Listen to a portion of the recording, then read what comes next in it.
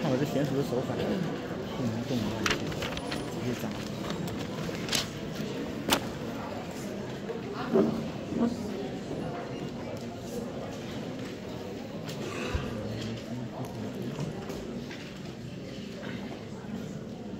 So before the break, we had the proposition.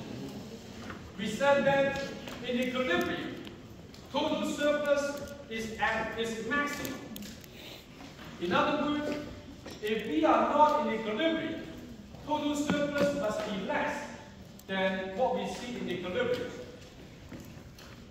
So what we learned from last chapter, chapter 3, is that at the equilibrium price, market clearing, when the equilibrium quantity is quantity supply equals to quantity demand. So a lot of the times, textbooks will call this, besides equilibrium price, it will also call them the market clearing price. Because this is the price that clears the market. No excess supply, no excess demand. And now, if the price is not at equilibrium, for some reason, the market is stupid or sick, it gets stuck at a price that is not in equilibrium, how would the total surplus look like? For example, if this is the price, if the price is this high, above equilibrium, and for some strange reason, which we will explain in later chapters, the price cannot get back to the equilibrium now. So you can imagine, this market is possessed. The spirit prevents the price from getting back to equilibrium. Now, how big is the consumer surplus? How big is the producer surplus? If the market cannot return to equilibrium and is stuck at this price. So the first thing we need to figure out, because consumer surplus, producer surplus, remember the third guideline that we talked about before the break. To measure consumer surplus and producer surplus, the third guideline is up to the quantity. Sellers sell and the buyers buy. Now, this is what they actually buy and what they actually sell. Not what they would like to buy, what they would like to sell. Because we are calculating consumer surplus and producer surplus. It's based on what they actually consume or what they're actually able to sell. And now, when we have a price like this, above the equilibrium, obviously, quantity supply would not be equal to quantity demand. And according to this graph, based on the supply curve, this is the quantity supply. That is, at this price, the sellers would like to sell this many units. But at this price, the buyers, they will only plan to buy this many units. Now, for example, if this is iPhone 15 coming out in November, and Apple believes the iPhone 15 is better than any cell phone in the market, and now Apple asking for $5,000 per iPhone 15. Now, $5,000, Apple would like to sell 100 million copies of the iPhone 15. But $5,000, there may only be 10 million people buying the iPhone 15. just to show. Well, you see a lot of people, when they launch a new iPhone, people will be lining up outside Apple Store, get the iPhone, and then do what? Open the box, go up to the 7th floor, drop it to the ground, and take video, and put it on the YouTube. So these are the people who buy the iPhone not because of the price or the function. They just want to get a video clip, put on TikTok or YouTube to make money. So in this case, people would want to buy only 10 million units. And Apple is offering 100 million units. In the end, how many units will actually be purchased and sold in the market? We have two quantities. 10 million. So this is what we call the short side rule. The short side rule. In other words, whenever quantity supply not equal to quantity demand, the actual quantity being purchased and sold is the smaller of the two. So this is the short side rule that will help us determine when quantity supply not equal to quantity demand and the market is stuck, cannot adjust to equilibrium quantity, so that the quantity supply cannot be equal to quantity demand, and which quantity would actually be sold and purchased in the market is always the smaller of the two. In our example, smaller of the two is 10 million. So this is why we need to figure out the actual quantity people would actually buy and sell in this market to help us figure out the consumer surplus and producer surplus. So now, let's label this area.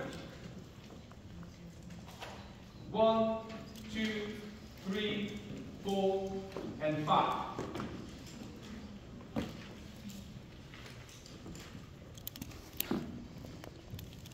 So, labeling this area, we can easily figure out if we are not in equilibrium, how big is the total surplus. So, let's set up a table.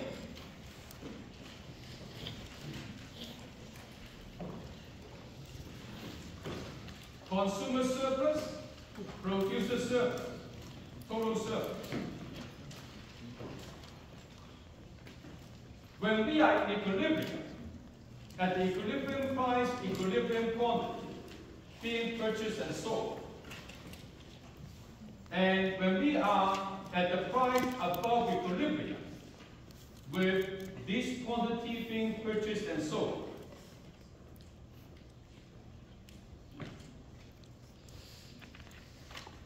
all right? So now, let's look at equilibrium. According to the guideline, consumer surplus is the area below the demand curve, and the area above the price the buyers pay, which is the equilibrium price, up to the quantity they purchase.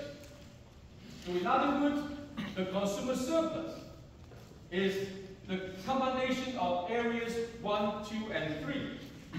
So this is the consumer surplus, 1, 2, 3.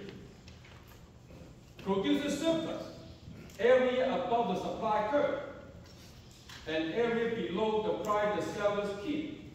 Equilibrium price, up to the quantity the sellers sell, which is the equilibrium quantity. And therefore, it is area 4 and area 5. So the total surplus, adding up these two, areas 1, 2, 3, 4, and 5. And now, consumer surplus, when we are not in equilibrium, when the price is above equilibrium, according to the guideline, it is the area below the demand curve, and the area above the price the buyers pay, which is this higher price, up to the quantity they buy, which is this smaller quantity in here. In other words, area 1.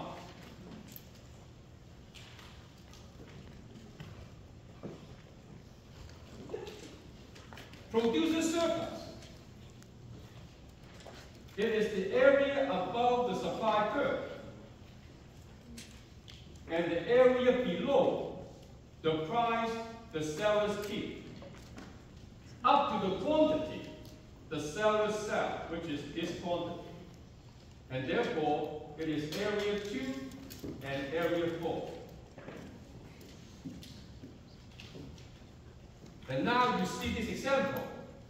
Producer surplus is not always a nice and close triangle. That's why we need to follow the 3 guidelines to help us properly define the area. So, in here, total surplus 1, 2, and 4. And now, compared to the equilibrium outcome, what we see is area 3 and area 5 disappear. They disappear because we are not in equilibrium.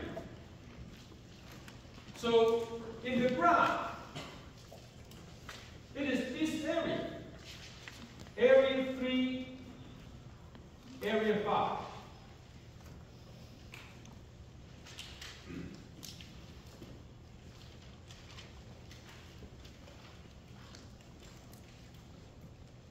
This is what we call the dead weight loss.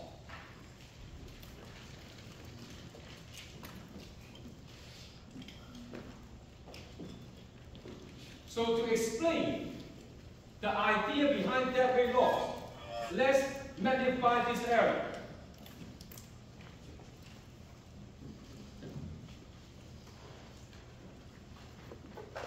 The demand curve, the supply curve, area 3, area 5. So this is the smaller quantity. This is the equilibrium quantity. This is the higher price. And this is the equilibrium price.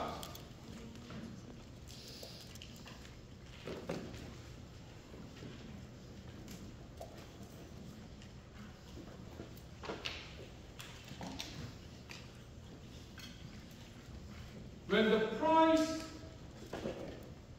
goes above the equilibrium, quantity demand drops. And therefore, now, the quantity being purchased and sold in the market being reduced. The increase in quantity supply is irrelevant, because that is not what people actually purchased and sold. And now, for this drop in quantity, what do we observe?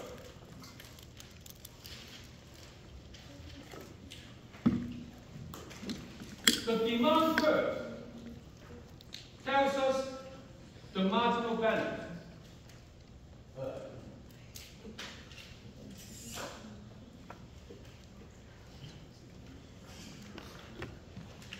So, along the demand curve, we see representing the marginal benefit of this unit. Along the supply curve, it tells us the marginal cost. So now, what we see in here is that when the price goes up beyond equilibrium level, the drop in quantity exchange, that is the quantity actually being bought and sold,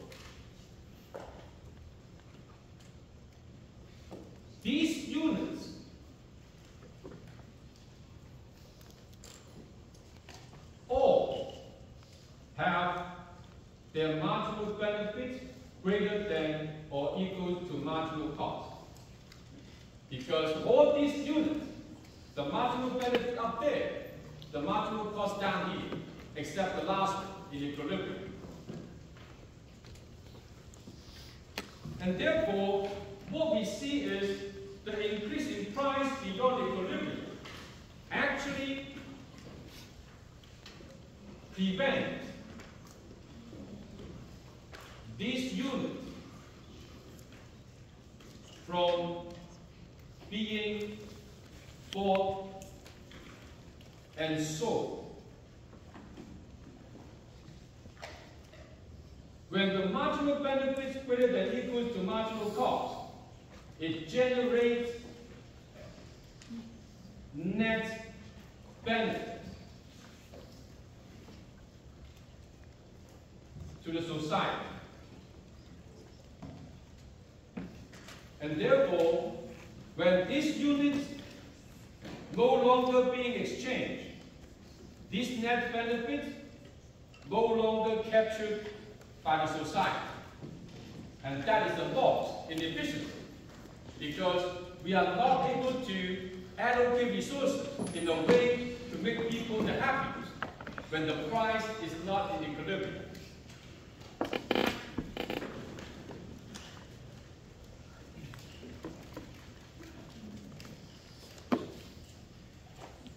And what you can do at home is the opposite. Supply and demand. And this is the equilibrium price, this is the equilibrium quantity. You do the opposite. That is, when the price is low, when it drops below equilibrium and gets stuck in there, the total surplus will be less than equilibrium. So I leave it to you. You just look at what we did and flip the story around. You should be able to work it out.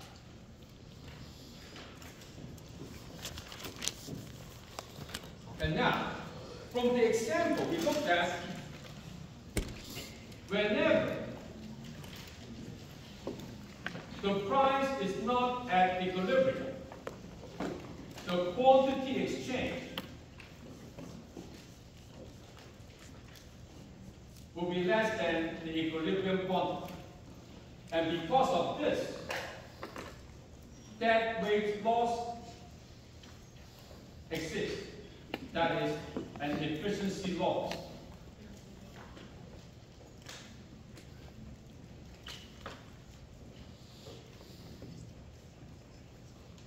And therefore, equilibrium will give us the efficient outcome, because it gives us the maximum happiness in the society.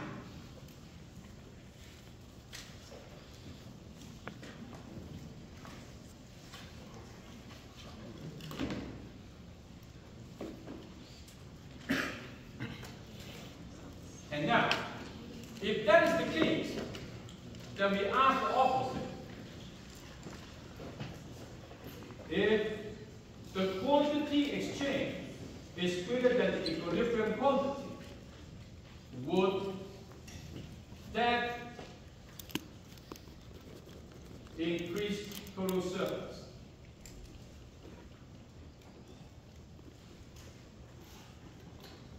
So if the quantity exchange is less than equilibrium quantity, the total surplus drops.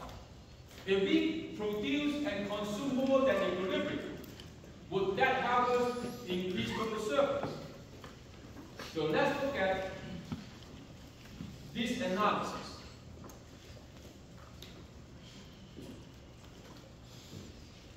Supply, demand, equilibrium quantity, equilibrium price.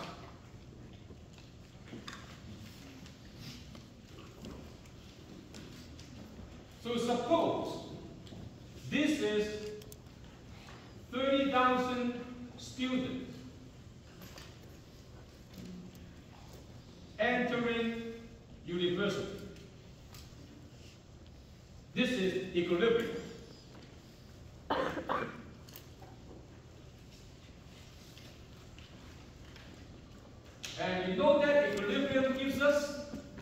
the maximum total surplus. And now, suppose Duck 4, to avoid the green belt scandal, diverting our attention, Duck 4 said, next year, we will want 40,000 students to get into university every year. Would that increase total surplus? Well, we have to look at these extra 10,000 students. What is the cost to the society? What's the benefit to the society? For these extra 10,000 students, this is the marginal cost along the supply. That means putting 10,000 extra students in the society, it will cost us this much more for each individual one at a time. But the benefit to the society is down here. In other words, for this extra student, now Duck 4 is going to put into university system every year.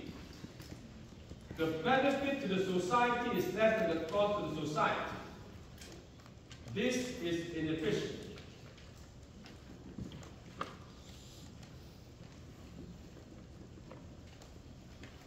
So now, in fact, this is also a deadweight loss.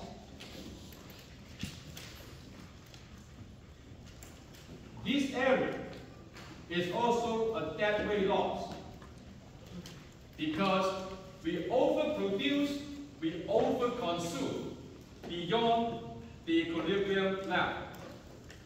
If we underconsume, underproduce, not efficient. Overconsume, overproduce, not efficient either. Only in the equilibrium we can get the most efficient outcome. So now, let's explain why we always say equilibrium gives us the most efficient outcome.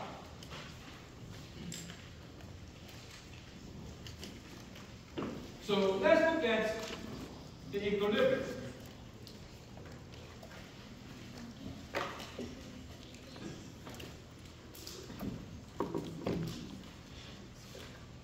So for simplicity, let's assume every buyer buys 1 unit and every seller sells 1 unit. So it will be easy to understand this concept if we make this simple assumption. So when every buyer and every seller only sell or buy 1 unit, and then we arrange them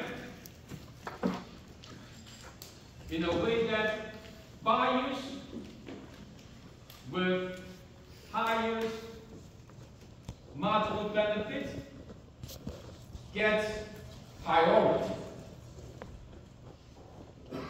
to the product.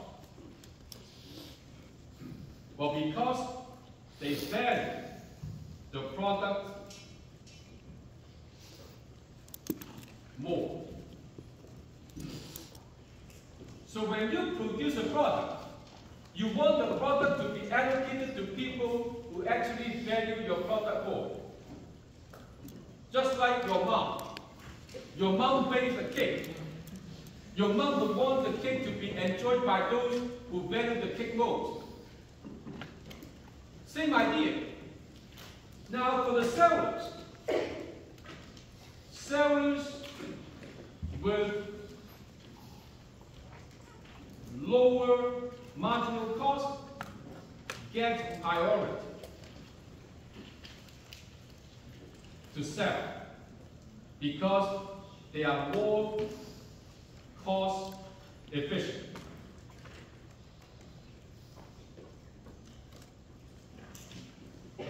So the way we arrange the buyers and sellers in the market is based on their value attached to the product and based on their efficiency in terms of producing this product. And now, in equilibrium, who gets the product? So in equilibrium, we have these many units being exchanged.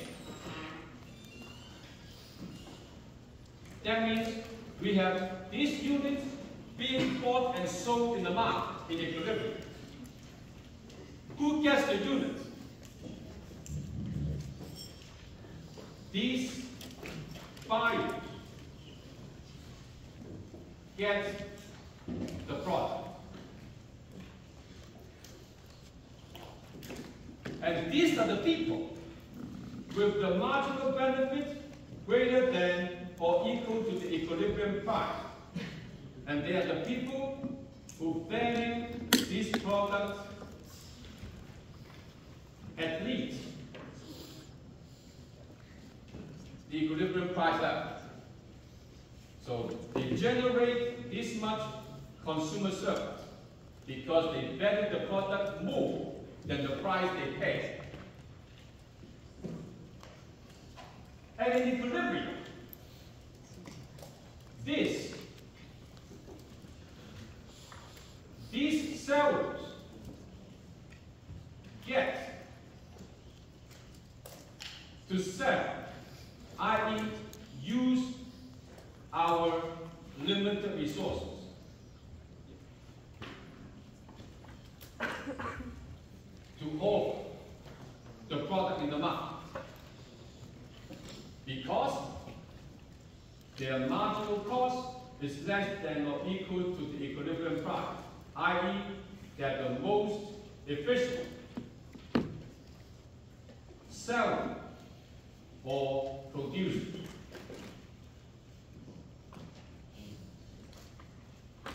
And that's why they generate the producer surplus.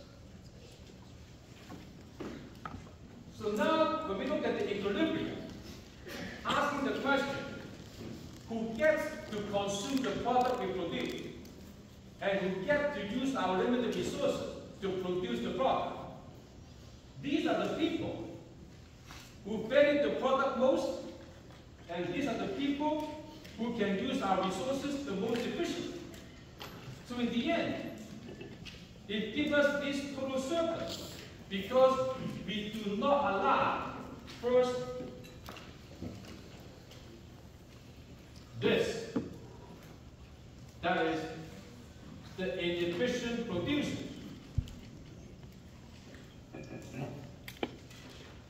to use our resources. Because they are not in the market. They cannot survive the equilibrium price because the cost is higher than the equilibrium price. They cannot survive the competition. They would not be in the market. On the other hand, these people, they would not get the product because they don't value the product high enough. So their value on this product is below the market equilibrium price. If they do not attach a high enough value of this product, we will not want to waste our limited resources to offer product to these people.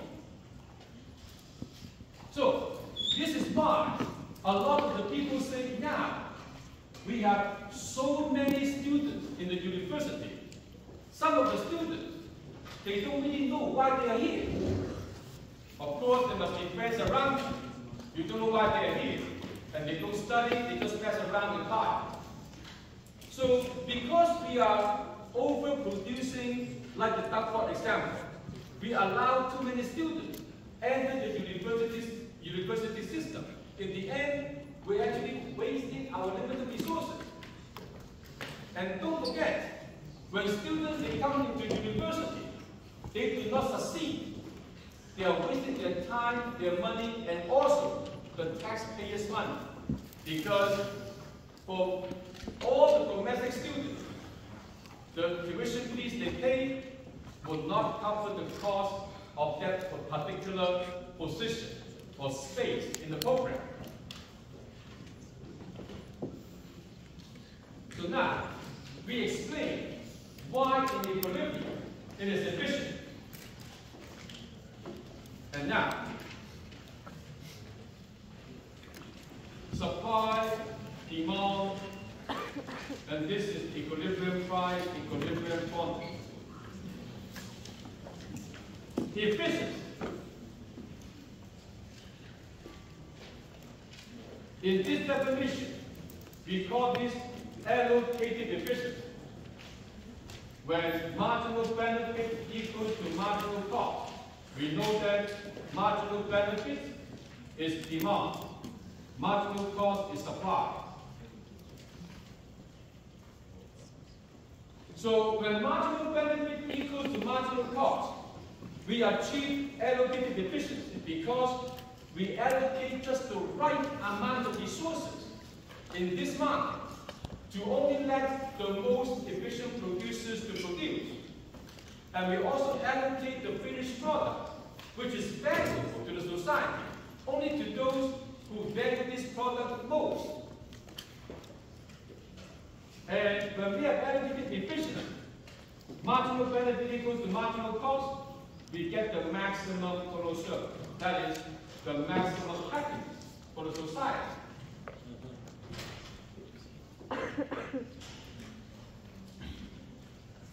However, the backfire of this is that efficiency has often the case versus equity. The two, they don't get along. Just like Toronto Maple Leafs and Montreal Canadiens. These two hockey teams, they hate each other, even though they are all Canadians. So when we have efficiency, we may not get equity. Look at this example. If this is the COVID-19 vaccine,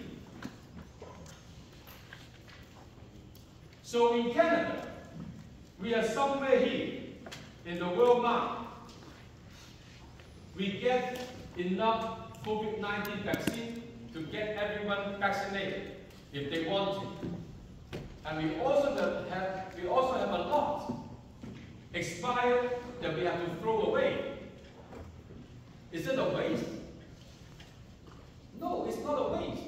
Because this market is in equilibrium. Those who attach a higher value get the product.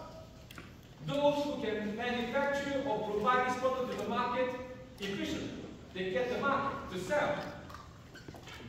This is efficient, even though we waste some of our vaccine. But the problem is, these people, especially the poor country, they don't get the vaccine because they cannot afford it. This market equilibrium price, like $200 a dosage, is too expensive for the poor countries to afford. And therefore, they are being priced out of the market. Now, if that is the case, does it mean that every life in Canada is worth more than the life in the poor country?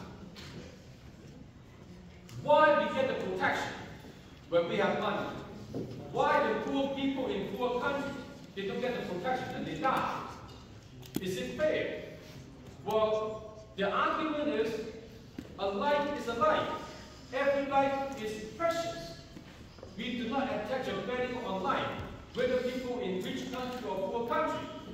Yes, this is efficient, but this is not fair. When the life in poor countries, they don't get protected because they are being priced out of the market. When the market uses price to allocate resources. It is efficient, but it is not fair. Efficient. Sometimes people call that a cold-blooded measure because we don't care who gets it. We just care about whether we can maximize the total surplus. And now, market failure.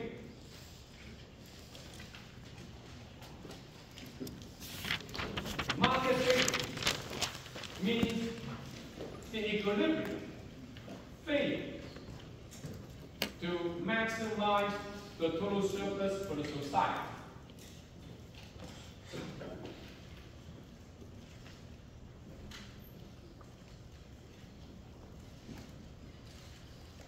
So now, let's look at an example.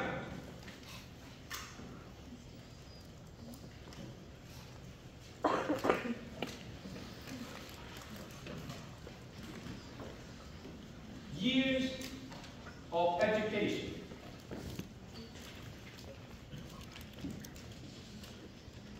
This is the marginal cost. The more years of education, the more costly.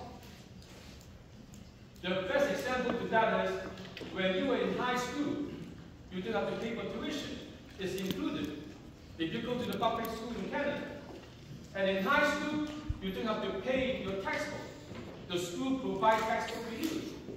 But now when you're in university, you have to pay for your textbook and you have to pay tuition. And the higher level you get, if you get into graduate school, a textbook this thing can cost you several $100s. Now you compare the textbook you get, this thick, for $100, it's a bargain. Because, of course, the materials will be much easier. That's why it wouldn't cost that much. So the more education you get, the higher the cost to the student. On the other hand, the benefit drops. The more years of education you get, the benefit will drop because the more education you get, the fewer years left in your life to work. And the benefit to you will be reduced because of fewer years you can work to earn income. And now, this would be your equilibrium number of years of education.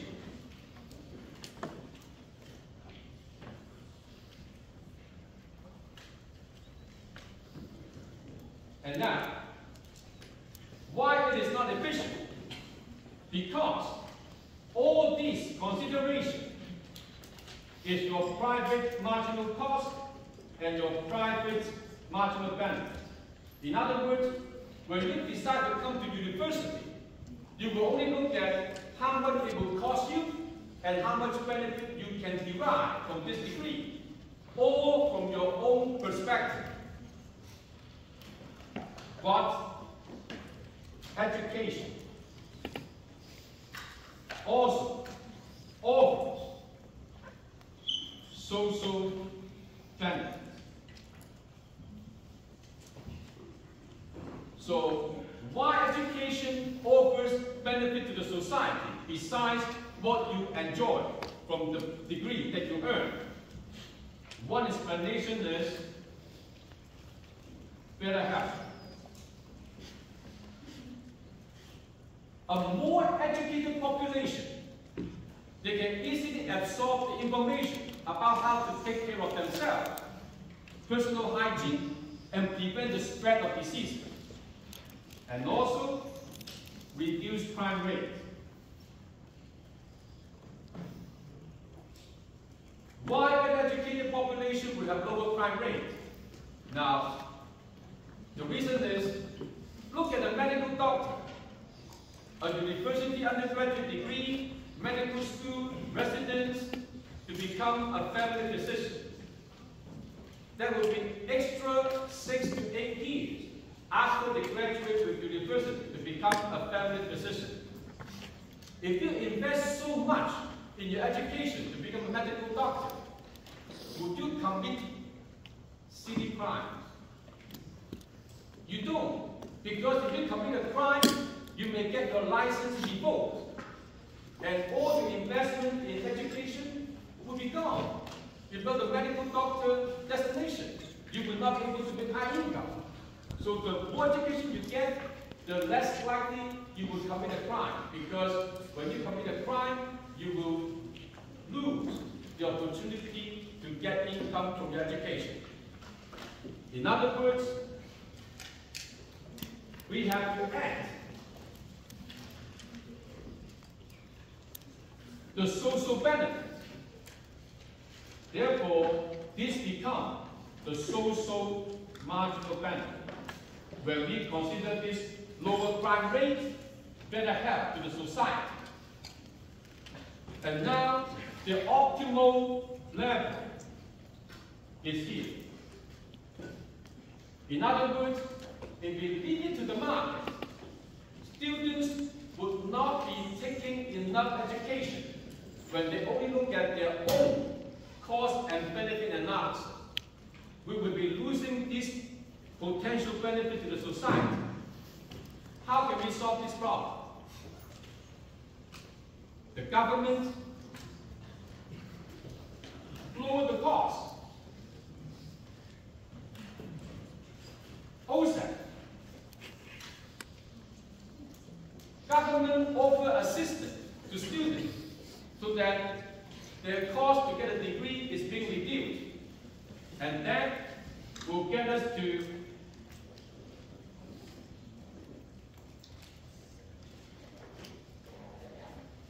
the optimal level of education.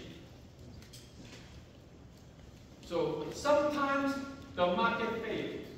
When the market fails, we need the government to step in to correct our market failure. Sometimes we need to use tax. When people drive too much, we tax the gasoline. But when we do not do enough, we offer subsidy to encourage more behavior that we want to see in the market. All right? Let's stop here today.